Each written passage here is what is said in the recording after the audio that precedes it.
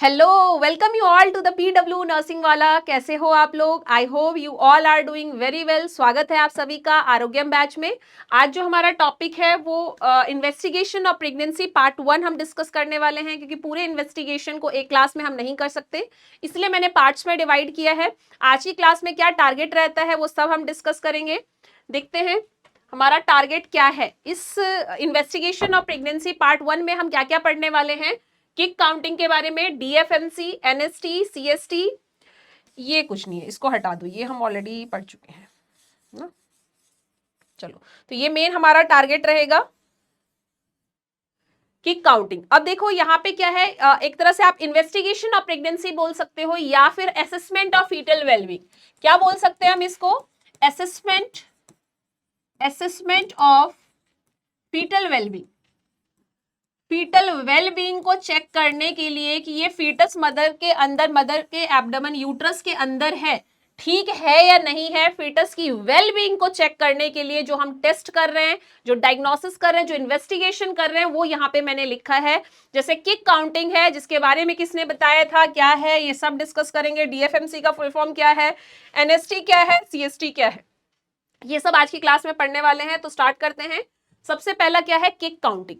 Kick counting के बारे में किसने बताया था? अगर ये पूछा जाता है किक काउंटिंग के बारे में किसने बताया था, कार्डिफ ने बताया था। इसीलिए इसे क्या बोला जाता है dear, Cardiff count 10। Cardiff count 10 बोला जाता है। इससे पहले सबसे इंपॉर्टेंट इन्वेस्टिगेशन जो मैंने बताया है आपको, ऑलरेडी अलग ही सेपरेट वीडियो बनाया अल्ट्रासाउंड के बारे में। अगर आपने अल्ट्रासाउंड की वीडियो को नहीं देखा है तो जरूर से जरूर देखना, वो सबसे बेस्ट है कंफर्मेशन ऑफ प्रेगनेंसी के लिए, और बेस्ट टेस्ट होता है पूरी प्रेगनेंसी में। कुछ भी अगर हमें चेक करना है तो अल्ट्रासोनोग्राफी, क्या साइन होते हैं, क्या क्वेश्चंस आते हैं, ऑलरेडी पहले वाली वीडियो में मैंने बताया हुआ है। यहाँ पे हम बात करेंगे किक काउंटिंग, जिसे क्या बोला जाता है, कार्डियफ काउंट 10। कार्डियफ नाम किस पे पड़ा है इसका, क्योंकि ये साइंटिस्ट जिन्होंने इनके बारे में, किक काउंटिंग के बारे में जिसने बताया था, उनका नाम क्या है, कार्डिफ। इसीलिए इसे क्या बोला जाता है, कार्डिफ काउंट 10।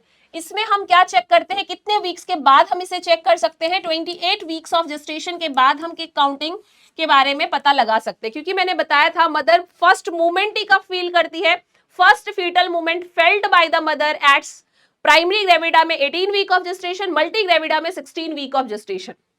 और बच्चे के मूवमेंट को अच्छे से पता लगाने के लिए, हाँ बच्चा अच्छे से मूव कर रहा है या नहीं कर रहा है, कितने वीक के बाद, मैंने बोला है second trimester, late second trimester means third trimester में आप बोल सकते हो 28 वीक्स के बाद क्या कर सकते हैं, किक काउंटिंग का पता लगाते हैं। तो फिर जब भी मदर एंटीनेटल विजिट्स के लिए आती है आफ्टर 28 वीक ऑफ जेस्टेशन, उसे एडवाइस किया जाता है कि बच्चा अच्छे से मूव कर रहा है या नहीं कर रहा है, उसके बारे में आपको चेक करते रहना है। अगर बच्चा मूव नहीं करता है तो ये एक वार्निंग साइन में मैंने बताया था, और आके आपको हॉस्पिटल में तुरंत दिखाना है, ठीक है, इसलिए ये इंपॉर्टेंट है। अब क्या इसका कार्डियफ काउंट 10 का क्या रूल रहता है वो देखते हैं। कार्डियफ काउंट 10 में, कार्डियफ काउंट 10 में इन 12 hours duration, in the duration of 12 hours, duration of 12 hours, colour दूसरा ले लेते हैं, duration of 12 hours if 10 movements, 10 fetal movements, then it's called as fetus is well inside the uterus। क्या बताया मैंने, duration of 12 hours for the 2 consecutive days तक हमें check करना है। In the duration of 12 hours if 10 fetal movements, 10 fetal movements, then it indicate fetal is well inside the uterus, fetus is well inside the uterus। और अगर हम बोलेंगे, और हम क्या बोलेंगे, अगर 12 आवर्स में, in the duration of 12 hours, in the duration of 12 hours, less than 10 fetal movement, less than 10 fetal movement, then it's called as for 2 consecutive days,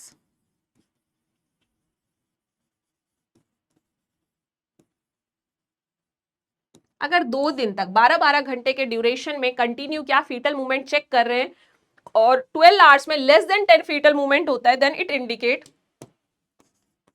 fetus is not well, fetus is not well inside the uterus, inside the uterus. समझ में आया? अरे kick counting समझ में आया क्या? क्या बताया मैंने? किक काउंटिंग के बारे में कार्डिफ जी ने बताया, इसीलिए इसे कार्डिफ काउंट 10 बोला जाता है। 10 क्यों बोला जाता है? क्योंकि 12 आवर्स में हम कितने काउंटिंग को चेक करते हैं? In 12 hours if 10 counting then fetus is well inside the uterus. In 12 hours duration less than 10 counting for the 2 consecutive days, हम कंटिन्यू हर 12 घंटे के ड्यूरेशन में चेक करें और हमेशा हमें काउंटिंग कम ही मिलता हुआ आ रहा है, इसका मतलब कुछ ना कुछ फीटस में प्रॉब्लम है, हमें तुरंत इमीडिएटली हॉस्पिटल में डॉक्टर को दिखाने जाना चाहिए। ठीक है, इसका मतलब fetus is not well inside the uterus. तो ये हम क्या चेक कर रहे हैं? Assessment of fetal well being by the kick counting, जो सबसे पहले मैंने बताया है। दूसरे नंबर पे आप लिख सकते हो, फर्स्ट नंबर पे तो अल्ट्रासाउंड पढ़ा, सेकेंड नंबर पे क्या पढ़ा हमने? किक काउंटिंग के बारे में पढ़ा। तो किक काउंटिंग मुझे लगता है आपको समझ में आ गया होगा। नेक्स्ट चलते हैं डीएफएमसी। डीएफएमसी क्या है? What is the full form of DFMC? Daily fetal movement counting. ठीक है, डीएफएमसी का फुल फॉर्म क्या है? Daily fetal movement counting. D से डेली, एफ से फीटल, एम से मूवमेंट और सी से काउंटिंग। तो जब भी क्वेश्चन में आता है और सीधा बड़े बड़े से क्वेश्चन आते हैं डीएफएमसी, आप बोलते हो अरे यार पूरा क्वेश्चन तो समझ में आ गया, अगर ये डीएफएमसी समझ में आ जाता तो क्वेश्चन और इजी हो जाता करना। तो डीएफएमसी का फुल फॉर्म क्या होता है? Daily fetal movement counting. अब डेली फीटल मूवमेंट काउंटिंग किस टाइम पे करना चाहिए? एक तो मैंने Cardiff count and kick counting के बारे में बताया, जो कि 28 वीक्स के बाद हमेशा फीमेल को एडवाइस किया जाता है कि आप ब्रेकफास्ट के बाद, लंच के बाद, डिनर के बाद 1 घंटे के लिए अपना फीटल मूवमेंट काउंटिंग चेक करो, या फिर अगर कुछ प्रॉब्लम लगता है तो 12 आवर्स के लिए हम पूरा ऑब्जर्व करने के लिए बोलते हैं कि पूरे दिन में देखो, सुबह 9 बजे से लेकर रात के 9 बजे तक देखो बच्चे का कितना मूवमेंट होता है। क्योंकि उसमें ये तो बोलोगे नहीं खाना खाने के बाद 1 घंटे तक करो या 2 घंटे, तो पूरा दिन ही हो गया। सुबह 9 बजे से लेकर रात के 9 बजे तक पूरा 12 आवर्स के लिए आप क्या बोलते हो? फीटल मूवमेंट काउंट जो है वो चेक करो, देखो पूरा 10 काउंट हो रहा है या नहीं हो रहा है। ये मैंने किसके बारे में बताया? ये कार्डिफ काउंट 10 के बारे में। एग्जाम्पल, अगर मान लो किसी मदर को एडवाइस करो तो कैसे एडवाइस करोगे? आप उसे एडवाइस करोगे कि कैसे कार्डिफ काउंट ये की काउंटिंग कैसे चेक करना है। आप सुबह 9 बजे से स्टार्ट करो और रात के 9 बजे तक में ये देखो बच्चा कितनी बार मूव कर रहा है। तो इस तरह से एडवाइस किया जाता है 12 घंटे के लिए। फिर अगले दिन देखो 9 बजे से रात के सुबह से रात के 9 बजे तक कितना हुआ, फिर नेक्स्ट डे देखो। इस तरह से अगर लगता है डेली डेली काउंटिंग कम हो रहा है तो एक बार चेक करवा लो। वैसे मैंने डेली फीटल मूवमेंट काउंटिंग के बारे में क्या बताया? ये भी हम 28 वीक ऑफ जेस्टेशन के बाद फीमेल को एडवाइस करते हैं। उससे पहले बच्चा बहुत छोटा होता है। 28 वीक से पहले अगर मैं बात करूं 20 वीक पे, या फिर आप बोलोगे फर्स्ट फीटल मूवमेंट ही हमें 18 वीक पे प्राइमरी में सुनाई देता है, तो हम कैसे 20 वीक से स्टार्ट कर देंगे? तब तक उसे पता ही नहीं होता बच्चा मूव हो रहा है नहीं हो रहा, कभी कभी पता ही नहीं लगता। 18-20 पे जाके पहली बार पता लगता है। तो जो best fetal movement counting check करना हम बोलते हैं 28 वीक ऑफ जेस्टेशन से स्टार्ट करते हैं। और 28 वीक ऑफ जेस्टेशन के बाद बहुत अच्छा खासा बच्चा डेवलप हो गया, मूवमेंट हो रहा है, हम कब बोलते हैं? चेक कब करना है? After breakfast, after lunch and after dinner. समझ में आया? हम क्या बोलते हैं? आफ्टर ब्रेकफास्ट, आफ्टर लंच और आफ्टर डिनर, ये फीटल मूवमेंट काउंट चेक करना है। समझ में आया आपको? 28 वीक्स के बाद after breakfast, after lunch, after dinner for 1 hour, for 1 hour duration के लिए क्या करना है? Check the fetal movement, check fetal movement. अब फीटल मूवमेंट कैसे पता चलेगा? डीएफएमसी में तो daily fetal movement count check करना है, और डेली फीटल मूवमेंट काउंट हम कब कब बेस्ट टाइम चेक करते हैं? तो आपसे अगर बेस्ट टाइम पूछा जाएगा किस टाइम पे करना है, बताओ बेस्ट टाइम क्या रहेगा चेक करने का? तो आप बोलोगे खाना खाने के 1 घंटे बाद, ब्रेकफास्ट के 1 घंटे बाद, डिनर के 1 घंटे बाद चेक करना है फीटल मूवमेंट को। और 1 घंटे में इन 1 आवर ड्यूरेशन कितने काउंट्स तक आप नॉर्मल बोलोगे? इन 1 आवर ड्यूरेशन जब हम चेक कर रहे हैं डेली फीटल डीएफएमसी, तो कितने मूवमेंट को हम बोलेंगे? बच्चे का कितना मूवमेंट होना चाहिए? तो आप बोलोगे इन 3 मूवमेंट्स। 1 घंटे में इन 1 आवर 3 फीटल मूवमेंट्स।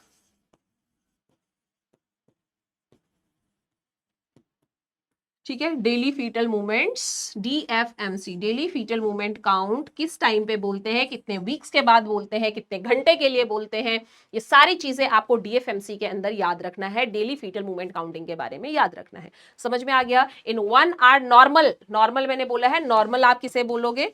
नॉर्मल क्या रहेगा? In 1 hour 3 fetal counts, 3 fetal movements normal. ठीक है, नॉर्मल।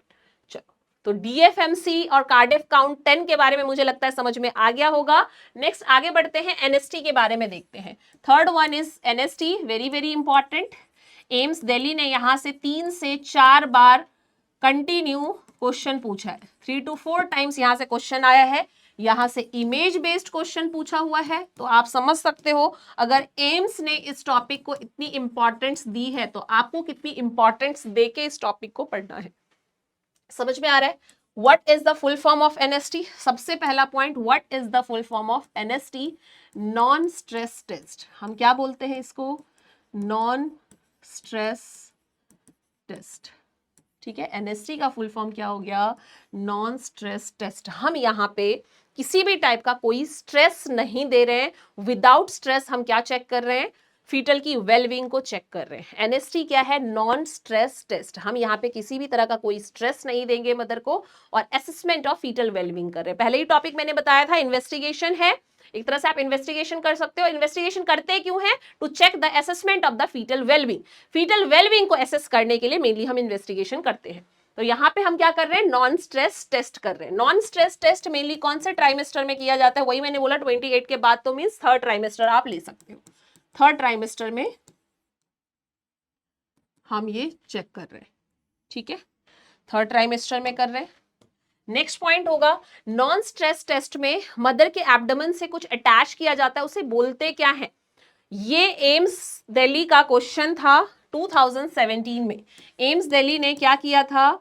एम्स जोधपुर का एग्जाम कंडक्ट करवाया था इन 2017। एम्स दिल्ली ने क्वेश्चन पूछा था, एक इमेज बेस्ड क्वेश्चन था।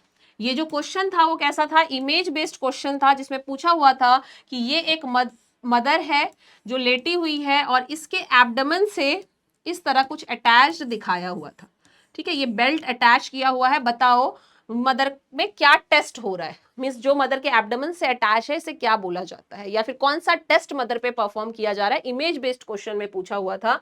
तो इस तरह से मदर लेटी हुई है, उसके मदर से इस तरह बेल्ट अटैच किया है, इसे हम क्या बोलते हैं डियर? कार्डियोटोकोमीटर। टोकोमीटर या टोकोडायनेमोमीटर।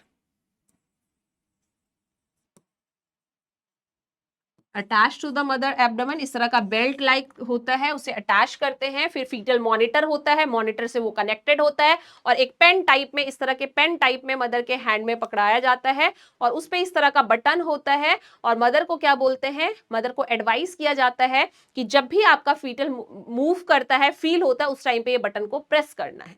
और फिर हम क्या चेक करते हैं? फीटल के एक्सेलरेशन को, हार्ट रेट मींस उसका क्या चेक करते हैं? एक्सेलरेशन चेक करते हैं। फीटल हार्ट रेट इंक्रीज हो रहा है या डिक्रीज हो रहा है eight the time of fetal movement, उसको हम चेक करते हैं। इसे ही हम बोलते हैं क्या? अगर फीटल हार्ट रेट बढ़ रहा है eight the time of fetal movement, acceleration हो रहा है प्लस 15 मतलब 15 beats per minute normal baseline से ज्यादा हो रहा है for the 15 second in the 20 minutes duration. बहुत सारी चीजें मैंने बोली है, ध्यान से रिपीटेडली सुन लेना इसको मैंने क्या बोला और समझ के इसको करना, क्योंकि ये बहुत ज्यादा इंपॉर्टेंट है। नॉर्थ सेट में, जब से नॉर्थ सेट स्टार्ट हुआ है तब से 2 बार ये 3 बार ये क्वेश्चन पूछा है। उससे पहले मैं बात करूं तो भी 2-3 बार क्वेश्चन आया हुआ है। तो वेरी इंपॉर्टेंट, क्योंकि ये जो NST होता है वो 20 मिनट्स का ड्यूरेशन होता है। मैंने क्या बोला? एक इमेज बेस्ड क्वेश्चन में कार्डियोटोकोमीटर और टोकोडायनेमोमीटर मदर के एब्डोमेन से अटैच किया जाता है और फिर ये अटैच कहां से होता है? यहाँ पे फीटल मॉनिटर होगा, इस तरह से यहाँ फीटल मॉनिटर होगा और यहाँ पे इस तरह से रोल लगा होता है। ठीक है, जहां से वो स्क्रीन पे आता रहता है, पूरा निकलता रहेगा, क्या उसका रीडिंग है, क्या है, वो सब इस तरह से आता रहेगा। ठीक है, और स्क्रीन पे यहाँ पे फीटल हार्ट रेट क्या चल रहा है, कितना 150 है, और यहाँ पे मान लो लेबर के टाइम पे क्या उसके लिए अटैच किया है, तो कॉन्ट्रैक्शन कितना है, 20 है, क्या है, इस तरह से फीटल मूवमेंट स्क्रीन पे आता रहता है। ये क्या है? ये फीटल मॉनिटर हो गया, ये फीटल मॉनिटर हो गया, और यहाँ पे ये क्या आ रहा है, पूरा ग्राफिकल रिप्रेजेंटेशन में इस तरह का पेपर लगा हुआ है, और ये पेपर में ग्राफिकल रिप्रेजेंटेशन, ग्राफ जिस तरह से ईसीजी का एक पेपर निकल के आता है वैसे ही फीटल मॉनिटर में फीटल का पूरा जो असेसमेंट होगा, उसका हार्ट रेट होगा, जब एनएसटी करेंगे तो इस तरह से पेपर निकल के आएगा जिससे हमें देखना होता है, वही एनएसटी में हम पूरा चेक करते हैं। इस क्लास में मैंने वैसे वो ग्राफ नहीं डाला, बट जो हमारी एमसीक्यूज वाली क्लास होगी या डायग्राम बेस्ड वाली क्लास होगी ना, तो उसमें मैं पूरा डायग्राम्स इसको डिस्कस करूंगी, किस तरह से इस पेपर को रीड करते हैं, कैसे हमें एक्सेलरेशन का पता चलता है कितने टाइम के लिए, वो हम इमेज वाली क्लास में करेंगे, नहीं तो इस क्लास में बहुत ज्यादा लेंथी हो जाएगा। इस क्लास में मेनली आपको थ्योरेटिकल वाला पार्ट समझना है कि कैसे होता है, क्या टेस्ट होता है, किस तरह से रीडिंग रिएक्टिव फीटस होता है, नॉन रिएक्टिव फीटस होता है, ये चीज आपको इस क्लास में समझना है, क्योंकि समझ लोगे तो आप एमसीक्यूज या फिर डायग्राम्स की प्रैक्टिस में अच्छे से उसे कर सकते हो। तो यहाँ क्या बताया मैंने, non stress test third trimester में करते हैं, cardiotocometer, tocodynamometer attach to the mother abdomen, और इस तरह का पूरा ग्राफिकल रिप्रेजेंटेशन होता है। इसका ड्यूरेशन, टाइम ड्यूरेशन पूछा जाएगा टेस्ट का, कि कितने टाइम ड्यूरेशन के लिए टेस्ट परफॉर्म करते हैं। एनएसटी का टाइम ड्यूरेशन कितना होता है, तो आप बोलोगे एनएसटी का टाइम ड्यूरेशन 20 मिनट्स का होता है। एंड क्यों हम इस टेस्ट को करते हैं, अगर मान लो किक काउंटिंग में पॉजिटिव आया, पॉजिटिव कब होगा किक काउंटिंग, कब पॉजिटिव होगा, जब वहां पे बच्चा मूव नहीं कर रहा है, लेस देन 10 काउंटिंग होगा तो हम किक काउंटिंग पॉजिटिव बोलेंगे। मींस बोलेंगे यहाँ पे क्या है, लिखा था ना मैंने, यहाँ पे क्या होगा, fetus is not well inside the uterus and required other investigation, तब वहां पे एनएसटी परफॉर्म किया जाएगा। और एनएसटी में फिर देखेंगे बच्चे के वेलबींग को चेक करते हैं, to check the placental oxygenation and function. हम एनएसटी क्यों करते हैं, non stress test to check the placental oxygenation and function, ठीक है, to check the placental oxygenation और फंक्शन को चेक करने के लिए हम करते हैं। तभी अब जब फीटल मूवमेंट होता है उस टाइम पे आप फीटल हार्ट रेट को चेक करते हो, देखते हो आप एसेलरेशन हो रहा है या डी एसेलरेशन हो रहा है, यही तो चेक करते हो। ये चेक करते हो या तो एसेलरेशन हो रहा है या फिर डी एसेलरेशन हो रहा है, ये बताओ। तो पहले तो ये टर्म आपको समझ में आना चाहिए, what is the meaning of acceleration and what is the meaning of D acceleration. Acceleration का मतलब होता है फीटल हार्ट रेट का बढ़ना, और डी एसेलरेशन का मतलब होता है हार्ट रेट का डिक्रीज होना, ठीक है। तो ये दोनों पॉइंट आपको समझ में आ गया, डायग्राम समझ में आ गया, टाइम ड्यूरेशन कितने टाइम का होता है ये समझ में आ गया। अब what advice given to the female during this procedure, what advice given to the female, तो advise the mother to press the button, जो इस मशीन से ये अटैच है, इस तरह से ये अटैच, ये था ट्यूबिंग, ये अटैच कर दिया। इसके साथ साथ क्या होता है, एक पेन जो आपने मदर के हाथ में पकड़ाया, इस तरह से एक पेन होगा, ठीक है, जिसमें इस तरह से बटन लगे हुए होंगे, और बोला जाएगा जब भी फीटल मूवमेंट होता है आप इस बटन को इस तरह से प्रेस कर देना, ठीक है। मदर ने इस हाथ से क्या पकड़ा हुआ है, अपने हाथ से, मदर ने अपने हाथ से, मदर का हाथ बनाते हैं इस तरह से, मदर ने अपने हैंड से इस पेन को होल्ड किया हुआ है, और जब भी फीटल मूवमेंट होगा वो इस बटन को क्या करेगी, प्रेस कर देगी। यही चीज समझाया था मैंने, तो वही एडवाइस आप यहाँ पे दोगे। As a nursing officer you advise the female to press the button, to press the button at the time of fetal movement,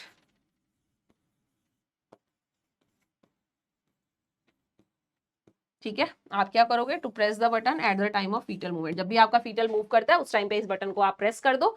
फिर हम 20 मिनट्स के बाद जब प्रोसीजर एंड हो जाएगा तो ये ग्राफ जो निकलेगा यहाँ से, जो पेपर आएगा उसको रीड करेंगे और चेक करके बता देंगे। तो अब रिजल्ट को कैसे बताएं, रिजल्ट को कैसे बताएं, तो मैंने बोला इन 20 मिनट्स में जितनी बार भी फीटल ने मूव किया होगा उसको हम, जैसे मान लो हमारे पास ये पेपर है, हमारे पास रिपोर्ट आ गया, और यहाँ पे क्या है, मदर ने बटन प्रेस कर रखा है, ठीक है। मदर ने कितनी बार, 3 बार बटन प्रेस किया। मान लो 20 मिनट्स में मदर ने 3 टाइम्स बटन प्रेस किया, और हमने देखा जिस टाइम पे बटन प्रेस किया उस टाइम पे हार्ट रेट इंक्रीज हो रहा है,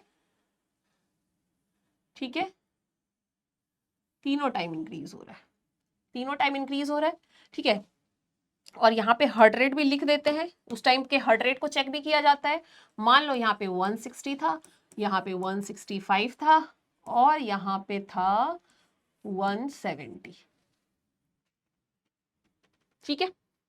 यहाँ पे 160, वहां 165, यहाँ पे 170। 3 टाइम मदर ने बटन प्रेस किया, तीनों टाइम का हार्ट रेट हमने नोट डाउन कर लिया। अब हमें क्या करना है, इस प्रोसीजर, इसका रिजल्ट बताना है, एनएसटी का हमें रिजल्ट बताना है। अब क्या आया है रिजल्ट का मतलब, what is the report saying, कैसे हमें रिपोर्ट्स को रीड करना है, ये हमारे एग्जाम में आया है, हमें पता होना चाहिए। टेस्ट कैसे किया गया ये पता होना चाहिए, उसका रिपोर्ट कैसे, रिजल्ट कैसे आएगा उसके बारे में पता होना चाहिए। तो हम क्या बोलेंगे, जो बेसलाइन फीटल हार्ट रेट होता है, बेसलाइन फीटल हार्ट रेट कितना, 140 बीट्स पर मिनट। तो हमने बोला जो बेसलाइन फीटल हार्ट रेट होगा उससे कम से कम कितना ज्यादा होना चाहिए, बताओ जल्दी से। 140 बीट्स पर मिनट ये है, ठीक है। अब इस 140 बीट्स पर मिनट में plus 15 beats per minute extra आना चाहिए, और कम से कम कितनी वैल्यू, 2 वैल्यू, और मोर देन 2, देन वी से एनएसटी इज नॉर्मल। अब समझ में आ गया कि एनएसटी के रिजल्ट को और इसके रिपोर्ट को हमें कैसे रीड करना होता है। एक स्टूडेंट ने ये भी लिखा था मैम एनएसटी की क्लास कब आएगी, तो देखो एनएसटी आपको समझ में आ जाएगा अगर आप इसके बारे में समझ लोगे। क्या कि एनएसटी को नॉन स्ट्रेस टेस्ट में हम क्या करते हैं, सबसे पहले बेसलाइन फीटल हार्ट रेट पता होना चाहिए 140 बीट्स पर मिनट, और at the time of fetal movement ये क्या होना चाहिए, plus 15 beats per minute extra होना चाहिए, कम से कम 2 वैल्यू होनी चाहिए, ठीक है। 2 हो या 2 से ज्यादा तो हम इसे क्या बोलते हैं, अगर ये वैल्यू हमारे सामने आता है तो हम इसको क्या बोलेंगे, एनएसटी नॉर्मल है, रिएक्टिव फीटस बोलेंगे, रिएक्टिव फीटस बोलेंगे, रीएश्योरिंग फीटस बोलेंगे,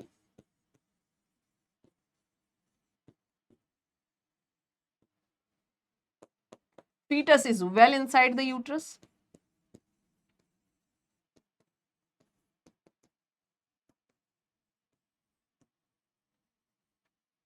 ठीक है। और नॉर्मल मतलब ये क्या है, नेगेटिव एनएसटी, नेगेटिव एनएसटी। तो ये आपका रिजल्ट है, ये आपका रिपोर्ट आपको बता रहा है। अब अगर मैं इसी एग्जाम्पल को ले लूं कि आपके सामने ये रिपोर्ट दे दिया एग्जामिनर ने, एम्स में ये क्वेश्चन दे दिया इमेज बेस्ड का, और आपसे पूछ लिया नेगेटिव है, रिएक्टिव फीटस है या नॉन रिएक्टिव फीटस है, तो आप क्या बोलोगे, ये 40 से कितना ज्यादा है, प्लस 20 ज्यादा है, ये 40 से कितना ज्यादा है, प्लस 25 ज्यादा है, ये 40 से 30 ज्यादा है, ठीक है। इसका मतलब 2 वैल्यू क्या, 3 वैल्यू यहाँ पे ऐसी हैं, 3 वैल्यू ऐसी हैं जो बेसलाइन फीटल हार्ट रेट से ज्यादा है, वो भी कहां पे, eight the time of fetal movement, जहां जहां पे मदर ने बटन प्रेस कर रखा है वहां पे फीटल हार्ट रेट ज्यादा आ रहा है, फीटल एक्सेलरेशन आ रहा है, तो एक्सेलरेशन इंडिकेट क्या, एनएसटी इज नॉर्मल, ठीक है। अब एक एग्जाम का क्वेश्चन सुनो, एग्जाम में क्वेश्चन में क्या लिखा हुआ था, जो मैंने स्टार्टिंग में बोला था, क्या बोला मैंने स्टार्टिंग में कि यहां पे क्या होना चाहिए, कम से कम 2 value more than 15 beats per minute for 15 second. Yes exactly, बिल्कुल ट्रू है, फॉर 15 मिनट्स ड्यूरेशन, तो 20 मिनट्स ड्यूरेशन, तो बिल्कुल सही लिखा है, क्योंकि 20 मिनट्स का ये प्रोसीजर होता है, इसलिए उसमें लिख दिया था 20 मिनट्स लास्ट में, लेकिन वो थोड़ा सा कंफ्यूजिंग करके लिखा हुआ था, इसलिए आप लोग कंफ्यूज हो गए उसमें, बट है तो बात वही। अगर आपको चीजें याद होंगी तो आप कंफ्यूज ही नहीं होंगे। क्या बोला, 2 value more than 15 beats per minute है for 15 second in the 20 minutes duration, तो क्योंकि 20 मिनट्स का प्रोसीजर है इसलिए 20 मिनट ड्यूरेशन, और हमने पढ़ा है कि 2 वैल्यू 15 से ज्यादा होनी चाहिए, तो सही लिखा है। कितने सेकंड के लिए, ऐसा नहीं एकदम से आया और 1 सेकंड में ही नीचे हो गया, नहीं, कम से कम 15 सेकंड तक वो हार्ट रेट ऐसे बढ़ा हुआ होना चाहिए, उसमें ग्राफ आता है ना, for 15 second the fetal heart rate is increases during the fetal movement, then it's called as normal, negative NST, reactive fetus, reassuring fetus, and fetus is well inside the uterus। मुझे बताओ आपको NST समझ में आया, तो चलो diagrams भी दिखा देते हैं फिर आपको। डायग्राम्स में ये जो मैंने मॉनिटर बनाया था और ये जो पेपर यहाँ से निकल रहा है वही सेम चीज, ये फीटल मॉनिटर से इस तरह से देखो ये निकल रहा है, ये अटैच्ड है एब्डोमेन से, मदर के एब्डोमेन से। इसमें तो अंदर फीटस को भी दिखाया है, ठीक है, अंदर फीटस के भी दिखाया है कि ये जो फीटल का हार्ट रेट होता है, यहाँ फीटस का हार्ट है, देखो एक इस तरह से अटैच किया जाता है ना फंडस वाले को पैल्पेट करके बच्चे का हार्ट रेट कहाँ फील हो रहा है, कहाँ पे क्या है, तो इस तरह से उसको अटैच किया जाता है बच्चे का मूवमेंट। तो एक यहाँ पे अटैच किया है ये फीटल हार्ट रेट को, यहाँ देख रहे हैं इस डायग्राम में थोड़ा अच्छे से आप देख सकते हैं, ये फीटल हार्ट रेट दिख रहा है यहाँ पे, और यहाँ पे क्या है transducer for sensing fetal heart rate. ये जो ट्रांसड्यूसर यहाँ पे अटैच किया है, जिससे क्या चेक करते हैं, ये जो ट्रांसड्यूसर अटैच किया जाता है मदर के एब्डोमेन से, दो तरह के ट्रांसड्यूसर अटैच किए जाते हैं। जैसे ये ट्रांसड्यूसर अटैच किया, ये फीटल हार्ट रेट के बारे में पता लगाएगा, और जो यहाँ पे एक ट्रांसड्यूसर अटैच किया हुआ है, दूसरी साइड से एक ट्रांसड्यूसर अटैच किया हुआ है, transducer for sensing the uterine contraction, और इससे ये ट्रांसड्यूसर किस चीज को असेस करता है, ये कॉन्ट्रैक्शन को, ये यूट्रस पे इस तरह से मेनली अटैच किया हुआ है, यूट्रस के कॉन्ट्रैक्शन को देखने के लिए मेनली अटैच किया जाता है। तो ये लेबर के टाइम पे भी देखते हो दो तरह का ट्रांसड्यूसर मदर के एब्डोमेन से अटैच किया जाता है, जिससे क्या चेक करते हैं, एक से तो कॉन्ट्रैक्शन देखते हैं कि यूट्रस कैसे कितना कॉन्ट्रैक्ट हो रहा है, उसमें आता रहता है, और दूसरे से फीटल हार्ट रेट को चेक करते हैं। समझ में आया? तो एक ये आपको पता लग जाएगा, यहां से एरो करके दिखाया भी हुआ है, ठीक है। एक ये इमेज है, ये एम्स दिल्ली में जो क्वेश्चन आया था वो है, ये एम्स दिल्ली 2017 एम्स जोधपुर के एग्जाम में ये आया हुआ था कि देखो मदर के एब्डोमेन से इस तरह से अटैच किया हुआ है, मींस पूछा था कौन सा प्रोसीजर हो रहा है, ऑप्शन में क्या था वहां एनएसटी, ठीक है। तो मैंने बताया था दो तरह इस तरह का ट्रांसड्यूसर अटैच किया जाता है, टोकोमीटर, कार्डियोटोकोमीटर या टोकोडायनेमोमीटर अटैच किया जाता है, जिससे क्या चेक करते हैं, फीटल हार्ट रेट को। देखो मॉनिटर से अटैच भी किया हुआ है, यहाँ पे मॉनिटर थोड़ा सा आपको साइड में दिख रहा होगा, इस तरह से इसमें से पेपर्स भी निकल रहे हैं, इस तरह से मॉनिटर से अटैच किया जाता है, और मॉनिटर पे क्या आ रहा है, यहाँ पे जो आ रहा है वो फीटल हार्ट रेट दिख रहा है, 155 दिख रहा है आपको, ये क्या है, फीटल हार्ट रेट है, ठीक है। और मदर के हाथ में इस तरह से यहाँ से बट निकला होता है एक पेन टाइप में, हो उसको दे देते हैं हाथ में पकड़ने के लिए, जब फीटल मूवमेंट हो आप उसको प्रेस कर देना। तो ये इमेज बेस्ड क्वेश्चन एग्जाम में आया है, कौन सा प्रोसीजर कर रहे हैं ये पूछा था, तो वहां पे बाकी सारे इररिलेवेंट थे, एनएसटी था, तो एनएसटी परफॉर्म करते हैं। समझ में आ गया? तो यहाँ पे किसी भी टाइप का हमने कोई स्ट्रेस दिया क्या मदर को? नहीं, हमने सिंपल लेटाया और मदर के एब्डोमेन से अटैच किया, और जो कॉन्ट्रैक्शन अंदर से हो रहा था बस उसको एसेस किया, उस टाइम पे फीटल का क्या मूवमेंट था उसको एसेस किया, उसे ही हम एनएसटी बोलते हैं। बाकी एनएसटी के जब हम क्वेश्चंस और प्रैक्टिस करेंगे तो और किस तरह से क्वेश्चन पूछा जाता है, इस टॉपिक को कैसे एमसीक्यूज पे अप्लाई करना है, कैसे याद करना है, वो सब प्रैक्टिस आपको एमसीक्यूज की अभी से ही करनी है, क्योंकि अगर आप टॉपिक देख रहे हो एमसीक्यूज की साथ साथ प्रैक्टिस करते रहोगे तो बहुत ज्यादा हेल्प मिलेगा आपको। बाकी हमारा सेशन भी स्टार्ट होगा, उसमें भी आपको डेली प्रैक्टिस पेपर्स भी दिए जाएंगे, क्वेश्चन भी मिलेंगे, एमसीक्यूज की हमारी क्लासेस भी होंगी यूट्यूब पे, तो उससे आपको और भी ज्यादा आगे बेनिफिट मिलने वाला है near by the north set exams. But अभी हम थ्योरी पे फोकस कर रहे हैं, जिससे एक बार आपका थ्योरी बेस बन जाए, बेस अच्छा हो जाए, तो फिर हम एमसीक्यूज की जब प्रैक्टिस करेंगे तो आपको और भी ज्यादा मजा आने वाला है, ठीक है। तो एनएसटी का हमने डायग्राम्स देखा, इमेज देखा, इसके बारे में थ्योरेटिकल पार्ट जितना इंपॉर्टेंट पॉइंट्स थे वो मैंने क्रीमी पॉइंट्स आपको बताए। नेक्स्ट आगे बढ़ते हैं और देखते हैं सीएसटी के बारे में। सीएसटी क्या है? सीएसटी डियर, सीएसटी क्या है? Contraction stress test, contraction stress test. अब देखो जो मैंने आपको यहां पे बताया है, ये एनएसटी में बताया है कि कितने मिनट का ड्यूरेशन होता है। इस टेस्ट को हम क्या करते हैं, एनएसटी और सीएसटी दोनों का पर्पस सेम होता है। एनएसटी करने का पर्पस क्या था? To check the oxygenation, placental oxygenation and function. CST करने का भी पर्पस मेनली यही होता है, to check the oxygenation and functions of the placenta. समझ में आ रहा है? जिस वहां लेकिन वहां कॉन्ट्रैक्शन देते हैं। सीएसटी और एनएसटी में डिफरेंस ये होता है कि यहां हम किसी भी टाइप का कोई कॉन्ट्रैक्शन नहीं देते हैं, बट सीएसटी के अंदर, एनएसटी में कोई कॉन्ट्रैक्शन नहीं देते हैं, लेकिन सीएसटी के अंदर नाम ही क्या है, कॉन्ट्रैक्शन स्ट्रेस टेस्ट, वहां पे हम क्या करते हैं, कॉन्ट्रैक्शन देते हैं, ठीक है। और बाकी सारी चीजें मैंने आपको बताया था, और ये नेगेटिव होगा, नॉर्मल होगा, ये चीज तो आपने देखा ही था। इसके साथ साथ अगर ऐसी वैल्यू नहीं आती है जो मैंने लिखा था तो उसको क्या बोलते हैं, इसमें बहुत कंफ्यूजन रहता है, तो वो भी मैं लिख देती हूं। If fetal heart rate is less than the normal baseline fetal heart rate, जो फीटल हार्ट रेट आ रहा है, जो आपने चेक किया, आपने क्या देखा, if the fetal heart rate is less than the normal baseline fetal heart rate, अगर जो जिस टाइम पे कॉन्ट्रैक्शन हुआ, मदर ने बटन को प्रेस किया, उस टाइम पे जो कॉन्ट्रैक्शन है, आपको यही चीज समझना है कि जिस टाइम पे मदर ने बटन प्रेस किया, उस टाइम पे जो यहाँ पे फीटल हार्ट रेट आया वो less than normal baseline fetal heart rate है। कम से कम कितनी वैल्यू, 2 वैल्यू मैंने बोला था, यहाँ पे एक भी वैल्यू ऐसे नहीं है, या लेस देन 2 वैल्यू है। लेस देन 2 वैल्यू का मतलब 2 तो है नहीं, 2 से कम या 1 है या 1 भी नहीं है, या तो एक वैल्यू है या फिर 1 भी नहीं है। देन हम क्या बोलते हैं, fetus is not well inside the uterus. If the fetal heart rate is less than the normal baseline fetal heart rate, और वो प्लस 15 बीट्स पर मिनट से एक भी वैल्यू ऐसा नहीं है, क्योंकि मैंने बोला था नॉर्मल कब होता है, जब प्लस 15 बीट्स पर मिनट से कम 2 वैल्यू आनी चाहिए, लेकिन यहाँ पे एक भी value plus 15 beats per minute से ज्यादा नहीं है, एक है या एक भी नहीं है, देन हम क्या बोलेंगे, fetus is not well inside the uterus. Fetus is not well inside the uterus. और इसका मतलब क्या हुआ, इसका मतलब ये हुआ कि ये पॉजिटिव एनएसटी हो गया। ये चीज और जानना है आपको, ये पॉजिटिव एनएसटी हो गया, ये नॉर्मल एनएसटी नहीं है, ये एक एबनॉर्मल एनएसटी रिपोर्ट है, एबनॉर्मल एनएसटी का रिपोर्ट है। ये रिएक्टिव फीटस नहीं है, ये नॉन रिएक्टिव फीटस है, और ये क्या है, नॉन रीएश्योरिंग फीटस है। और डियर क्या है, नॉन रीएश्योरिंग फीटस है। समझ में आया, इसलिए मैंने लिख दिया। वैसे तो जस्ट अपोजिट ही था, अगर ये पॉजिटिव है तो वो नेगेटिव है, अगर ये नॉन रिएक्टिव फीटस है वो रिएक्टिव फीटस है, अगर ये नॉन रीएश्योरिंग फीटस है वो रीएश्योरिंग फीटस है बिल्कुल अपोजिट ही। बट मैंने लिख दिया है कि बाद में आपको किसी भी टाइप का कोई कंफ्यूजन नहीं हो, क्योंकि इससे रिगार्डिंग मेरे पास बहुत सारे क्वेश्चंस आते हैं, इसलिए मैंने आपको ये चीज पहले ही बता दिया।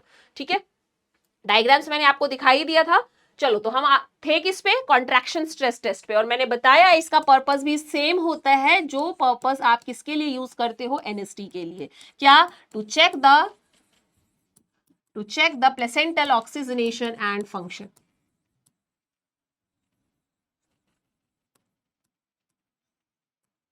समझ में आया। चलो, तो आगे बढ़ते हैं। कॉन्ट्रैक्शन स्ट्रेस टेस्ट कितने वीक्स पे, कौन से ट्राइमेस्टर में किया जाता है, सेकेंड इंपॉर्टेंट पॉइंट, तो ये भी आपका थर्ड ट्राइमेस्टर में करते हैं, थर्ड ट्राइमेस्टर में करते हैं। ठीक है, ये कितना टाइम ड्यूरेशन कितना होता है इस प्रोसीजर का, इस प्रोसीजर का टाइम ड्यूरेशन कितना होगा कॉन्ट्रैक्शन स्ट्रेस टेस्ट का, तो आप बोलोगे 1 आवर, लेकिन एनएसटी का टाइम ड्यूरेशन कितना था, 20 मिनट्स। इसका टाइम ड्यूरेशन कितना है, 1 आवर। इसमें हम क्या करते हैं डियर, इसमें हम कॉन्ट्रैक्शन देते हैं, 2 टाइप से हम कॉन्ट्रैक्शन स्ट्रेस टेस्ट कर सकते हैं। फर्स्ट हम निप्पल स्टिमुलेशन टेस्ट कर सकते हैं।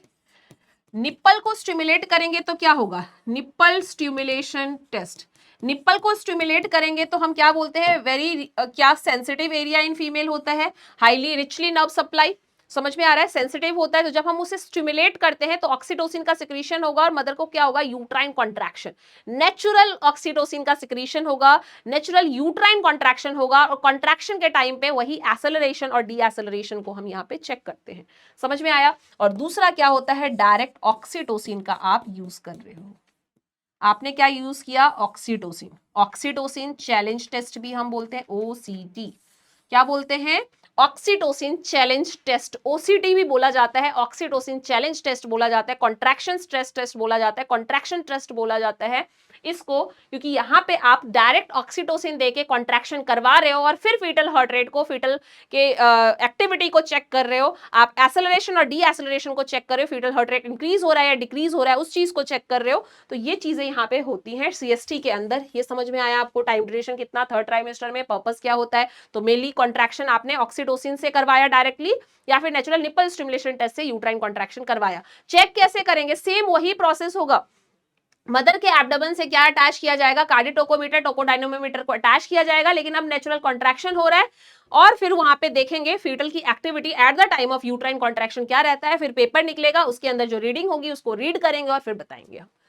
तो प्रोसेस पूरा सेम है। लेकिन यहां पे क्या समझना है, डी एक्सेलरेशन वर्ड जो मैंने लिखा था उसका मतलब क्या होता है, फीटल हार्ट रेट का डिक्रीज होना। और ये किस किस कंडीशन में डिक्रीज हो सकता है वो चीज इंपॉर्टेंट है आपको समझना। 3 टाइप का होता है, early deceleration, late deceleration and variable deceleration. Very important, what is the cause, क्यों ऐसा डी एक्सेलरेशन होता है, और अगर ऐसा हुआ तो what is your nursing role, what is your priority. ये हमारे एग्जाम का बहुत इंपॉर्टेंट क्वेश्चन है जो पूछा जाता है, और आपको ये याद रखना है, यहीं से क्वेश्चन आता है जो मैं बता रही हूं आपको। ठीक है, क्या है डियर, देखते हैं CST. CST contraction stress test, जिसमें मैंने क्या वर्ड अभी बोला था, deceleration. Deceleration, deceleration, और यहां पे इस डी एक्सेलरेशन का क्या मीनिंग है, फीटल हार्ट रेट का डिक्रीज होना। और कितने टाइप से मैंने बोला डी एक्सेलरेशन को आप पढ़ोगे, early deceleration, late deceleration and variable deceleration.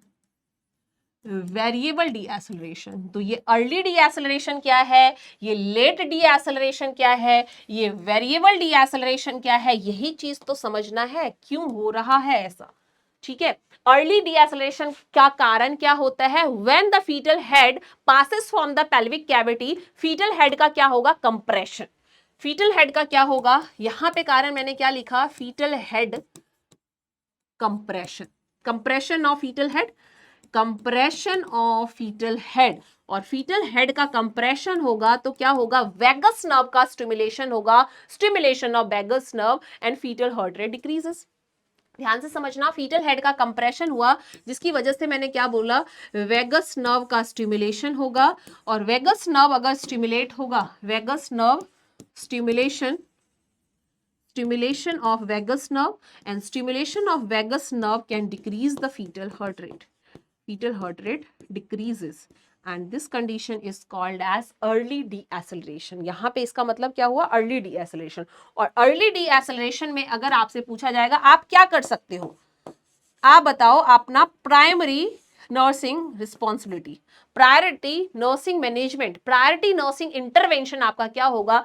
तो priority nursing intervention in case of early D acceleration क्या होता है, क्या आप चाह के भी बच्चे के हार्ट रेट को कम कर सकते हो क्या, आप बोलोगे अरे अरे रुक जा, ऊपर जा, अभी नहीं होगा। तो यहां पे हम कुछ नहीं करते, अपने आप ही रिजॉल्व होता है, no need of any management. इतना ज्यादा हार्ट रेट यहाँ पे डिक्रीज नहीं होता, इसलिए हमें कोई मैनेजमेंट की जरूरत नहीं होती, no need of any special management, no need of any special management. तो यहाँ पे इस टाइप के कोई स्पेशल मैनेजमेंट की जरूरत नहीं होती, क्योंकि यहाँ पे हार्ट रेट बहुत ही स्लाइटली डिक्रीज होता है अर्ली में। ठीक है, इतना ज्यादा नहीं होता, इतना ज्यादा टाइम तक के लिए नहीं होता, इसलिए कोई इस तरह का नर्सिंग इंटरवेंशन ये अपने आप ही रिजॉल्व हो जाएगा। आपसे पूछा जाएगा what is the cause of late deceleration, बताओ। चलो अर्ली का तो आपने हमें बता दिया, अर्ली का आपने हमें बता दिया कि फीटल हेड का कंप्रेशन होगा, फीटल हेड का कंप्रेशन होगा, ये अर्ली डी एक्सेलरेशन का कारण है। लेकिन लेट डी एक्सेलरेशन का कारण क्या होता है, फीटल हार्ट रेट का यहां पे क्यों डिक्रीज होता है बताओ। तो आप बोलोगे यहां पे फीटल हार्ट रेट डिक्रीज होता है, यहाँ पे फीटल हार्ट रेट डिक्रीज होता है क्योंकि यहाँ पे यूट्रोप्लेसेंटल इनसफिशिएंसी हो जाता है, यूट्रस के द्वारा प्लेसेंटा को प्रॉपर ब्लड सप्लाई नहीं हो पाता, जिसकी वजह से हम बोलते हैं लेट डी एक्सेलरेशन होता है। तो उस वर्ड को हम क्या बोलते हैं डियर, यूट्रोप्लेसेंटल, यूट्रोप्लेसेंटल इनसफिशिएंसी, इनसफिशिएंसी, यूट्रोप्लेसेंटल इनसफिशिएंसी। इसके अंदर क्या होता है, इस यूट्रोप्लेसेंटल इनसफिशिएंसी के अंदर यूट्रस द्वारा प्लेसेंटा को प्रॉपर ब्लड सप्लाई नहीं मिल पाता, और जब प्लेसेंटा को प्रॉपर ब्लड सप्लाई नहीं मिलेगा तो फीटस को भी क्या होगा, फीटस को भी ब्लड सप्लाई नहीं मिलने के कारण फीटल क्या हो जाएगा, डिस्ट्रेस हो जाएगा। और वही चीज यहाँ पे आप बोलते हो यूट्रोप्लेसेंटल इनसफिशिएंसी लेट डी एक्सेलरेशन का कारण होता है। फीटल हार्ट रेट डिस्ट्रेस, मतलब यहाँ पे फीटल हार्ट रेट क्या हो रहा है, इस वजह से डिक्रीज हो रहा है। और अगर डिक्रीज होगा इस वजह से तो आपका प्रायोरिटी नर्सिंग इंटरवेंशन क्या होगा, क्योंकि लेट हो रहा है, ज्यादा टाइम तक ये प्रॉब्लम रहेगी क्योंकि ब्लड सप्लाई ही प्रॉपर नहीं मिल रहा है, तो आप बोलोगे हम ऑक्सीजन, हमारी प्रायोरिटी में होगा कि हम सबसे पहले ऑक्सीजन सप्लाई करें, ऑक्सीजन एडमिनिस्टर करें, एडमिनिस्टर ऑक्सीजन टू द बच्चे को। अरे बच्चा तो अंदर है, किसको एडमिनिस्टर करोगे, administer oxygen to the mother. ठीक है, एडमिनिस्टर ऑक्सीजन, तो जहां पे ऑक्सीजन एडमिनिस्ट्रेशन वाला आएगा, ऑक्सीजन सप्लाई वाला आएगा कि सबसे पहले प्रायोरिटी में क्या करेंगे, पोजीशन चेंज करेंगे या ऑक्सीजन एडमिनिस्टर करेंगे, ऑक्सीजन लगाएंगे मदर को, तो आप बोलोगे सबसे पहले हम मदर को ऑक्सीजन लगाएंगे। ठीक है, अगर यूट्रो प्लेसेंटल इनसफिशिएंसी है, हमें पता है कि प्रॉपर ब्लड सप्लाई नहीं है, प्रॉपर क्या हो रहा है, ऑक्सीजन की सप्लाई नहीं है, फीटल डिस्ट्रेस है, तो सबसे पहले हम ऑक्सीजन लगाएंगे क्योंकि हम कुछ कर नहीं सकते। अगर हम पोजीशन चेंज भी कर देंगे तो क्या ब्लड सप्लाई ठीक हो जाएगा क्या, यहाँ पे नहीं। ठीक है, यहाँ पे proper blood supply utero placental insufficiency में फीटल हार्ट रेट डिक्रीज हो जाए, हमारा पहला काम ऑक्सीजन एडमिनिस्ट्रेशन होता है। ठीक है, और वेरिएबल डीएसेलेरेशन का कारण ही क्या होता है, कॉर्ड कंप्रेशन, कॉर्ड कंप्रेशन। और जब कंप्रेशन ऑफ कॉर्ड होता है तो आपको पता है कॉर्ड कंप्रेशन होता है जिसकी वजह से क्या होगा, अरे बोलो, कॉर्ड कंप्रेशन हुआ तो आप बोलोगे कॉर्ड कंप्रेस होने की वजह से जो ऑक्सीजन की सप्लाई है, जो प्रॉपर न्यूट्रिशन की सप्लाई है वो फीटस को नहीं हो पाएगा, जिसकी वजह से क्या होगा, वेरिएबल डीएसेलेरेशन होगा, फीटल हार्ट रेट डिक्रीज होगा। इस तरह से ग्राफ आएगा ऊपर नीचे वेरिएबल डीएसेलेरेशन के अंदर। तो कॉर्ड कंप्रेस होने की वजह से क्या होगा, वीनस रिटर्न डिक्रीज होगा, यूट्रस को भी प्रॉपर ब्लड सप्लाई नहीं, प्लेसेंटा को भी ब्लड सप्लाई नहीं मिलेगा, तो बच्चे को भी ब्लड सप्लाई नहीं मिलेगा, और बच्चे को नहीं मिलेगा तो क्या हो जाएगा, फीटल डिस्ट्रेस में चला जाएगा, फीटल हार्ट रेट डिक्रीज हो जाएगा। और फीटल हार्ट रेट डिक्रीज हुआ, इस कंडीशन में जो कॉज मैंने बताया है, तो यहां पे हम बोलेंगे क्या हो रहा है, फीटल हार्ट रेट डिक्रीज हो रहा है। और फीटल हार्ट रेट डिक्रीज होने का कारण यहाँ पे क्या है, कॉर्ड कंप्रेशन है। इसलिए हमने क्या बोला हमने वेरिएबल डीएसेलेरेशन के अंदर, तो हमें एक बार बता दो what is the primary nursing intervention in case of variable deceleration. तो आप बोलोगे primary nursing intervention in case of variable deceleration, change the position of mother. क्योंकि हम अगर यहाँ पे मदर को ऑक्सीजन लगा भी दे तो वो तो सप्लाई होगा ही नहीं, अगर कॉर्ड ही कंप्रेस होगा तो ऑक्सीजन कितना भी घुसाएं इस कॉर्ड से बाहर जा पाएगा क्या, आगे तक जा पाएगा नहीं। अगर कारण कॉर्ड कंप्रेशन होता है तो सबसे पहले मदर की पोजीशन को चेंज करो, जिससे कि वो जो कंप्रेस है वो क्या होगा, रिलीव होगा, तब आप ऑक्सीजन भी दोगे तो प्रॉपर वहां तक पहुंच पाएगा। लेकिन अगर कॉर्ड ही कंप्रेस है तो ऑक्सीजन देंगे तो भी बच्चे तक नहीं पहुंच पाएगा। समझ में आ रहा है, तो सबसे पहले कंप्रेशन को हटाना, then administration of the oxygen, अगर फीटल हार्ट रेट डिक्रीज हो रहा है तो यहां पे प्रायोरिटी क्या होता है, change the position of mother, change the position of mother. अब इसके क्वेश्चंस की प्रैक्टिस करना, तब आपको चीजें और समझ में आएंगी कि किस तरह से जो हम पढ़ रहे हैं उसको अप्लाई करना है, जो हम पढ़ रहे हैं उसको अप्लाई कैसे करना है इज वेरी इंपॉर्टेंट। लेकिन समझ में कब आएगा, जब आप इससे रिलेटेड क्वेश्चंस देखोगे, उसकी प्रैक्टिस करोगे, और जब आपने पढ़ा होगा, आपका कॉन्सेप्ट क्लियर होगा। क्योंकि डायरेक्ट मैं एमसीक्यूज अप्रोच्ड क्वेश्चन पॉइंट आपको बता रही हूं, मैं आपको फालतू का कोई भी थ्योरी इतना ना लिखवा रही हूं, ना आपको बता रही हूं जो हमारे एग्जाम के लिए इंपॉर्टेंट ना हो, टू द पॉइंट मैं वही सारी चीजें बता रही हूं, वही सारे क्रीमी मटेरियल्स आपको बता रही हूं जो आपके एग्जाम के लिए बहुत ज्यादा इंपॉर्टेंट है और आपको पढ़ना है। समझ में आ रहा है, तो ये सारी चीजें जो मैंने बताई हैं एग्जाम के लिए very very very important, direct यहां से हिट करने वाले क्वेश्चंस आते हैं, चाहे इमेज वाले आते हैं, थ्योरी वाले आते हैं। तो जब आप इसको पढ़ोगे तो आपका कॉन्सेप्ट बिल्डअप होगा और फिर आप एमसीक्यूज की प्रैक्टिस अच्छे से कर सकते हो। समझ में आया, तो डी एक्सेलरेशन में 3 बताया, अर्ली डी एक्सेलरेशन,